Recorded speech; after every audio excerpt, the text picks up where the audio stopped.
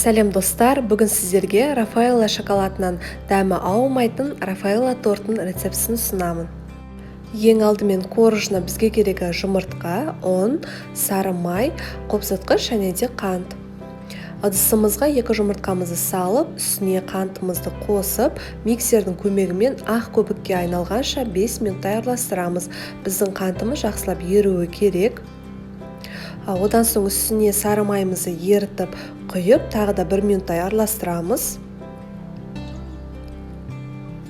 Ұнымызға қопсытқышымызды қосып араластырып алып, екеуін араластырып, аз мөлшерден сала отырып, ең алдымен мен осындай силиконды қасықтың көмегімен араластырып алдым. Одан соң қолыммен қамыр илеймін. Міне осындай қамыр болып шығады, пакетке салып, морозильникке 5 минутқа қалдырамыз. Уақыт өткеннен соң таразының көмегімен осылай өлшеп алдым. 5 корж шығады, әрқайсысы 110 граммдай болып шықты. Пергамент қағаздың үстіне төсеп алып жаямыз. Бірінші қолымызбен жайып алып, одан соң пергамент қағазбен тағы да үстіне жауып, оқтаудың көмегімен барынша жұқалау етіп жаямыз. Корждарымыз бір тегіс етіп шығу үшін осындай кольцоның көмегімен өлшеп алдым. Менде 22 сантиметрлік болып шығады. Керек емес бөлігін алып тастап, қызып тұрған пеште 180 градуста 10-15 минуттай пісіріп аламыз. Оға дейін біз кремін дайындаймыз. Ең алдымен шоколадымызға, ыдысымызға салып осындай кастрөлге, одан соң үстіне 20% қаймағымызды саламыз.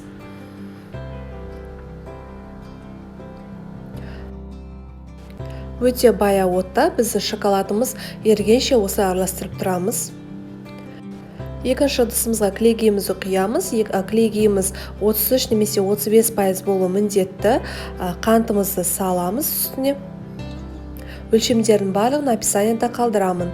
Миксердің көмегімен шамалы қоюланғанша араластырамыз.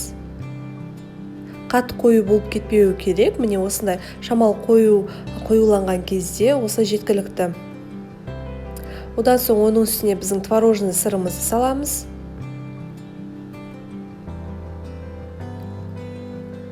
Тағы да 1-2 минуттай араластырып аламыз. Осы орайда біздің шоколад ерітілген қаймақ пен шоколадымызды суығаннан соң бірақ құясыздар. Ыстық күйінде немесе жылы күйінде құюға болмайды. Біздің клейгейімізді, творожный сырымызды ерітіп жібереді. Сол кезде біздің крем жақсы шықпайды. Міндетті түрде суытып алып, бірақ қосасыздар. Екеуін бір массаға жеткенше араластырамыз. Мінекей біздің креміміз дайын болды. Осылай қою масса болып шығады. Енді біздің корждарымызды жинаймыз. Ең алдымен кремді жағып, біздің коржымыз жылып кетпеу үшін жағамыз. Одан соң біркелкі болу үшін мен осындай кольцоны пайдаландым. Бұл маңызды емес, өздеріңіздің қалауларыңыз бойынша. Әр коржға толтырып 3 немесе 4 ас қасық кремді сала отырып, осылай біздің тортымызды жинаймыз. Біздің корждарымыз қатты болады, сіздер оны уайымдамаңыздар. Крем өзі сіңгеннен соң біздің тортымыз жұп-жұмсақ болып шығады. Қалған кремді осылай бетіне сәндеп жібереміз. Барлық кремді жағып болғаннан соң тегістеп аламыз.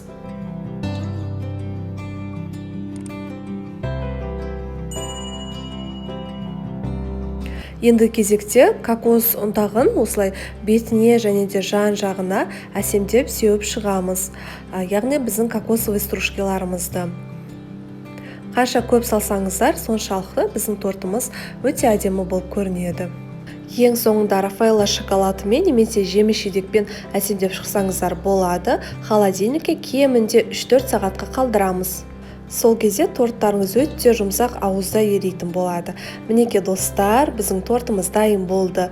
Міндетті түрде жасап көріңіздер, сіздерге ұнайтынына сенімдімін.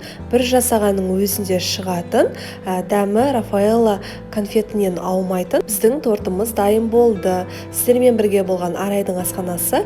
Каналыма тіркеліп, лайк басып, комментарий қалдыруды ұмытпаймыз. Астарыңыз дәмді болсын, келесі видео рецепте кездескенше.